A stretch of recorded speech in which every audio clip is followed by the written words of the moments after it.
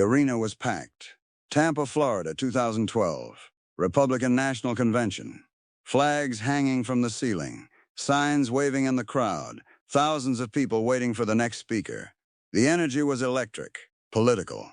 The kind of atmosphere where every word mattered and every gesture would be analyzed for days afterward. Backstage, Clint Eastwood stood alone. 82 years old. Gray hair, lean frame. The same weathered face that had stared down outlaws in westerns and delivered justice in a dozen films where he barely spoke, but said everything. He wasn't wearing a costume. No poncho. No badge. Just a dark jacket and slacks. Simple, understated. A stagehand approached him, asked if he was ready, asked if he needed anything. Clint shook his head.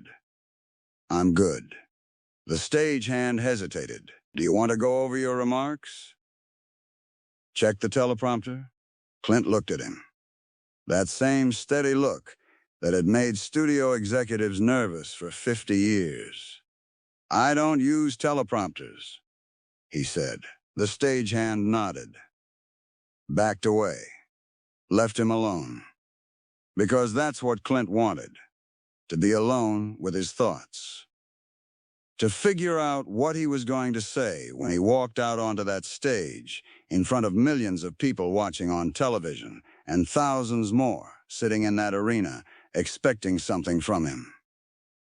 He'd been asked to speak, asked to endorse, asked to use his fame, his legacy, his voice to support a candidate. And he'd said yes, not because he loved politics, not because he thought one side had all the answers, but because he believed something. And when Clint Eastwood believed something, he said it, even if people didn't want to hear it. The music started. His introduction played. Applause erupted. And Clint walked out onto that stage. The crowd stood, cheered. Some people were already crying. Because to them, Clint Eastwood wasn't just an actor. He was an icon. A symbol. The man who played characters who stood for something. Who didn't bend. Who faced down evil and won. Who represented a version of America they believed in.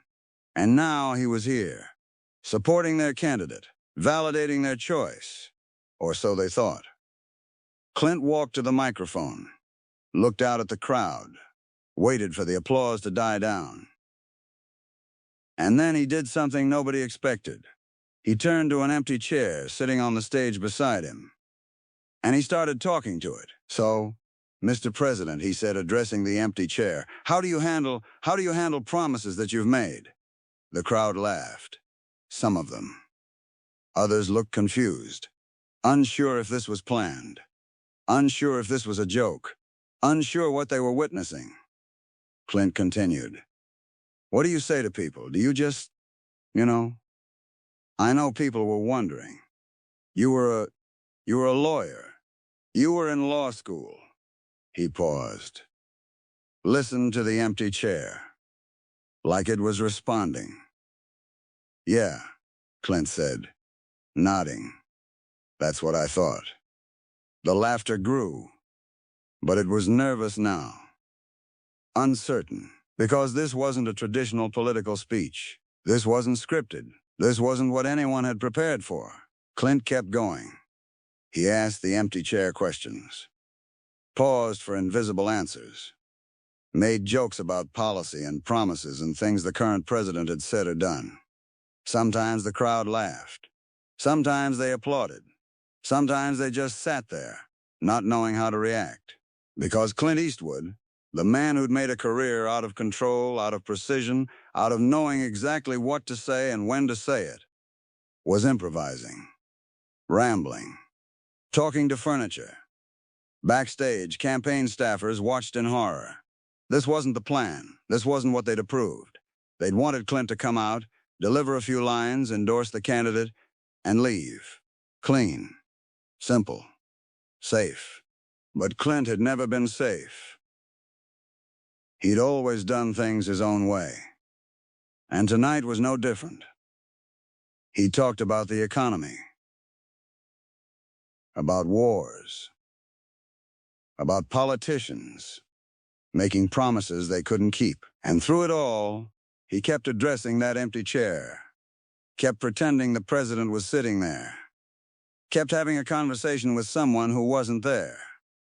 Some people in the audience loved it, thought it was brilliant, thought it was the perfect way to mock a sitting president, thought Clint was being clever and subversive and exactly what they needed. Others sat in silence, uncomfortable, confused, wondering if this was a mistake, wondering if Clint was okay, wondering if someone should stop this. And then there were the people watching at home, Democrats, independents, people who'd grown up watching Clint Eastwood movies, who'd admired him, who'd respected him, who were now watching him talk to an empty chair on national television and feeling something they'd never felt before when they thought about Clint Eastwood: disappointment. The speech lasted 12 minutes. When it was over, Clint waved to the crowd, walked off stage. The applause was loud but scattered. Some people were still laughing, some were still confused, and some were already pulling out their phones, tweeting, posting, reacting. Within minutes, the speech was everywhere. Clips on news channels, memes on social media, think pieces being written in real time. Some people called it genius. Others called it embarrassing. Some said it was the most memorable moment of the convention. Others said it was a disaster. And Clint Eastwood's fan base, the people who'd supported him for decades, started to split. Some defended him, said he was exercising his right to free speech, said he was being honest, said the media was blowing it out of proportion, said people were overreacting because they couldn't handle someone challenging their political beliefs. Others felt betrayed, felt like Clint had diminished himself, felt like he'd taken all the respect and dignity he'd built over a lifetime and thrown it away for a political stunt. Felt like the man who'd played characters of principle and integrity had revealed himself to be something else. And in the middle of it all, Clint didn't say anything. He went home, went back to his life, didn't apologize, didn't explain, didn't try to defend himself or clarify what he'd meant. Because that wasn't who he was. He'd said what he wanted to say, done what he wanted to do. And whatever people thought about it was their business, not his. Days later, a reporter asked him about the backlash, about the criticism, about whether he regretted it. Clint shrugged. "I was just having some fun," he said. "If people didn't like it, that's okay. I'm not trying to please everyone."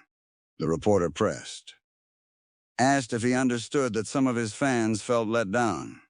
Clint looked at him, that same steady look.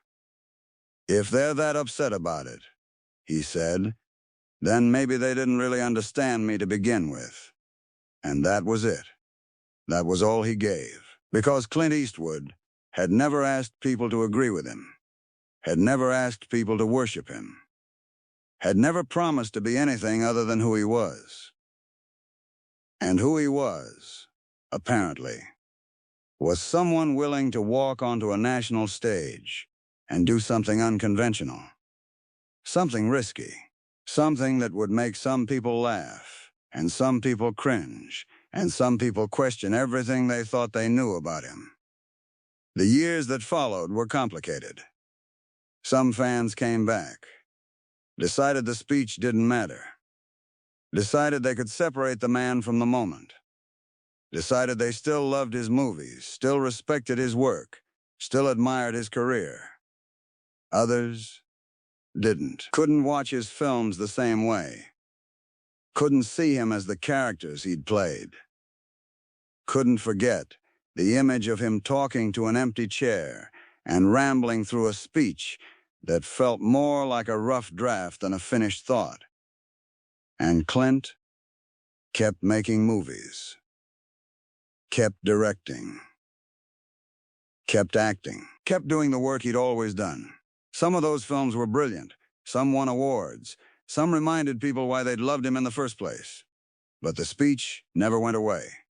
It lived online, in archives, in memories, in the cultural conversation about celebrities and politics and the price of speaking your mind. Because that's what Clint had done. He'd spoken his mind, not carefully, not strategically, not in a way designed to protect his image or preserve his legacy. He just said what he thought, in the way he thought it, in the moment. And it cost him, not everything, but something. Years later, someone asked him if he'd do it again, if he'd go back to that stage knowing what would happen, knowing how people would react, knowing it would split his fan base and become a defining moment in a way he probably never intended. Clint thought about it. Then he smiled. Just a little. Probably. He said. Because the truth was, Clint Eastwood had never been the characters he played. He'd never been the stoic hero who always knew the right thing to say, who always made the perfect choice, who always walked away clean. He was just a man, flawed, complicated, willing to take risks even when they didn't pay off. And that night in Tampa, he took one of the biggest risks of his career. Not because he was trying to be controversial, not because he was trying to make a statement, but because he believed in something. And he wanted to say it. In his own way, on his own terms. Even if it meant losing people, even if it meant being mocked, even if it meant becoming a punchline. Because to Clint Eastwood, that was still better than staying silent. And maybe that's the real lesson of that night. Not about politics, not about speeches, not about empty chairs, but about the cost of speaking your truth. About the fact that when you do, some people will celebrate you, and some people will turn away. Some people will defend you, and some people will never forgive you, and you can't control which way it goes. All you can control is whether you say it at all. Clint said it. And he lived with the consequences, not bitterly, not apologetically, just quietly. The way he'd always lived. And in the end, that split fan base, those divided reactions, that controversial moment, they all became part of his story. Not the whole story. Not the only story. But part of it. Because Clint Eastwood was never going to be one thing. Never going to fit neatly into a box. Never going to be the perfect icon people wanted him to be. He was always going to be complicated, unpredictable, human. And that night on that stage, talking to that empty chair, he proved it. Whether people wanted to see it or not.